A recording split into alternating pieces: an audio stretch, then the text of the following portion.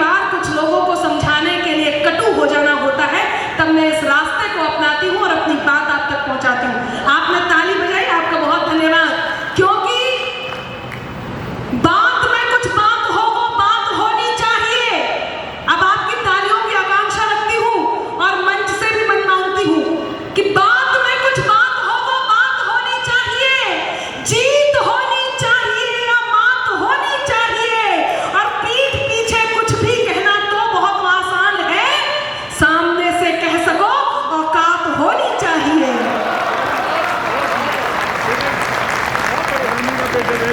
सामने से कह सको औकात होनी चाहिए। आईनों पर फेंकता है कौन पत्थर, देख लो। आईनों पर फेंकता है कौन पत्थर, देख लो।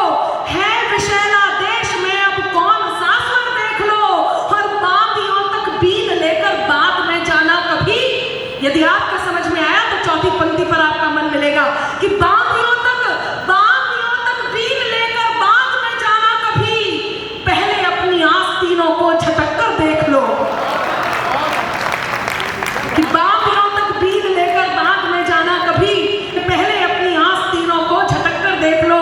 मैं पंक्तियां निवेदित करती हूँ, आप लोग बहुत मन दे रहे हैं, तब 4 पंक्तियां इस पावन मंच से आप तक पहुंचाती हूँ, जो इन दिनों की मेरी बहुत पसंदीदा पंक्तियां हैं। ऐसे में एक रामायण की छोटी सी कहानी मैं आपके बीच रखती हूँ। क्या आप सब सुनने के लिए तैयार हैं? यदि हैं तो एक बार ताली बजाकर मुझे आदेशित करें, मैं आप तक पहुंचाती हूँ। बहुत मन की बात करने जा रही हूँ, सुनिएगा। महाशिव भक्त रावण, पिछले दिनों श्री राम के होने के प्रमाण मांगे गए। आप सबने देखा, भगवान श्री राम के होने के प्रमाण मांगे गए तो पता नहीं क्या क्या करना पड़ा। उसके बाद रामचरितमानस को लेकर के जो उसका अपमान हुआ, उसके बाद क्या क्या होगा ये तो ईश्वर ही तय करेंगे। लेकिन जब भगवान श्री राम के होने के प्रमाण मांगे गए तो आप सबने देखा कि देश में क्या हुआ। यदि याद नहीं तो मैं 4 पंक्तियां पहुंचाती हूं और आपका मन मांगती हूं, सुनेगा कि त्राही तुम पर टूट न जाए, त्राण समय ने मांग लिया। भगवान श्री राम के होने के प्रमाण मांगे गए तो क्या हुआ कि त्राही तुम पर टूट न जाए, त्राण समय ने मांग लिया। रावण वध के लिए राम का बाण समय ने मांग लिया।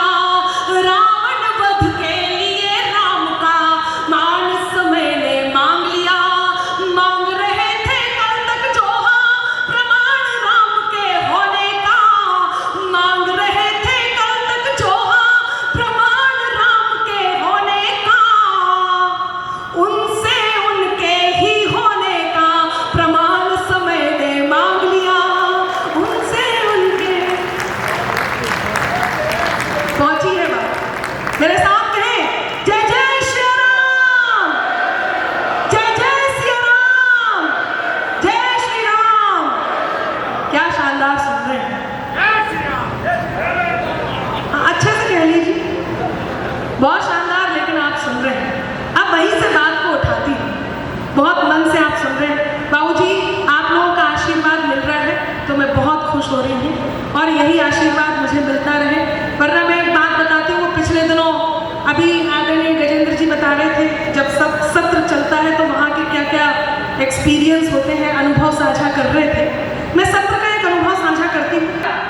जब हम पिछले दिनों संसद सत्र हुआ तो रेणुका चौधरी जी की हंसी को देख करके मोदी जी ने एक टिप्पणी कर दी। याद है ना आप लोगों को? याद है? मोदी जी ने रेणुका चौधरी जी की हंसी को देख करके कहा, आज बरसों बाद मुझे रामायण की याद आ गई। तो कांग्रेसी बोले, मोदी जी ने रेणुका चौधरी जी की हंसी की तुलना सूर्पनखा से की है, मोदी जी को माफी मांगनी होगी। तो मोदी जी बोले, मैं तो रेणुका चौधरी